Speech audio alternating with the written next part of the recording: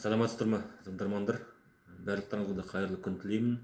Бүгін біздер, яғни міндетті әлеуметтік медицина сақтандыру қоры коммерциялық емес акционерлік қоғамының Атырау облысы бойынша филиалы сіздерге мәмс қорына жарна төлеуден кімдер босатылды және мемлекет кімдер үшін жарна аударатындығы туралы айтып беретін боламыз.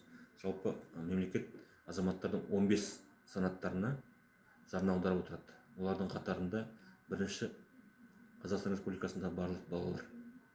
Одан соң халықты жұмыспен қамту орталығына тіркелген жұмыссыздар, жұмыс істемейтін жүкті әйелдер, 3 жасқа дейінгі баланы іс жүзінде тәрбиелеп отырған жұмыс істемейтін азаматшалар, бала тууға жаңа туған сәбиді асырап алушы, еңбек демалысында отырған азаматтар, 18 жасқа дейінгі мүгедек бала күтімін жасайтын жұмыс істемейтін азаматтар, зейнеткерлер және оның ішінде Ұлы Отан соғысының қатысушылары мен мүгедектер.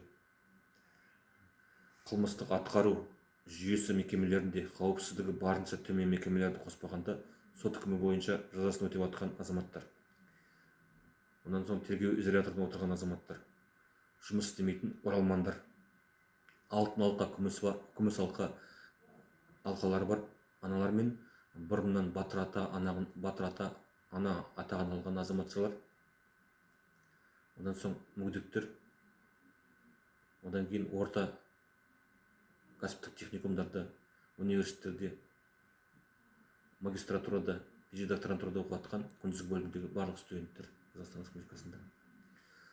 Одан соң жұмыс істемейтін мемлекеттік атаулы әлеуметтік көмек алушылар және ең соңғы 15 санат бұл бала кезден бірінші топтағы мүгедектер күтімін жасайтын жұмыс істемейтін азаматтар. Осындай 15 санатқа мемлекет медициналық сақтандыру жарнасын өздері төлеп отыр.